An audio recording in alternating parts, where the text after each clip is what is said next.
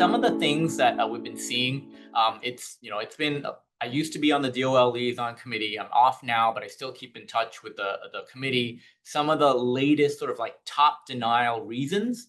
Number one, linking the wrong prevailing wage. Okay.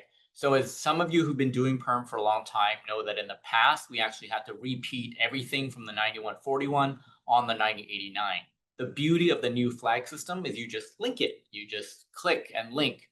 But you want to make sure, and this is where it's tricky, right? Because even after you link it, you don't see the content. It doesn't flow over. The officer sees it. You may not see it. So you want to make sure that you're linking the right 9141. The reason for that is that they will look at the 9141 and compare it to your 9089 to show whether to see whether or not this individual matches, right? Everything matches the requirements. So obviously, if you have the wrong 9141, wrong employer, wrong requirements, doesn't match, denial, right? But you won't get denial right away. You get denial 16 months later, right? So not good. So again, just being very careful. That's one landmine.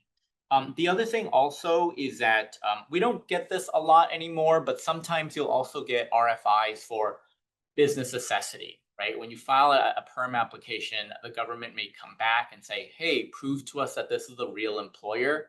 For those of you also in the H-1B space, one practical tip is many of you may know you can send the IRS letter, right, assigning the FEIN to the LCA email address in Chicago. You can use the same email address and forward the FEIN letter just to get that verified, so that you can avoid an RFI when it comes to business verification.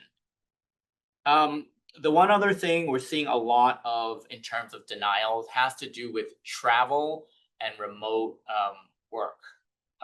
Where is the work site? Where is the workplace? Where is the office?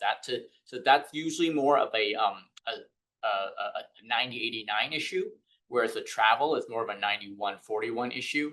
It's not something you as a paralegal necessarily need to work out. Obviously, I'd say bring that to the attention of your attorney and make sure that they're following the latest guidance.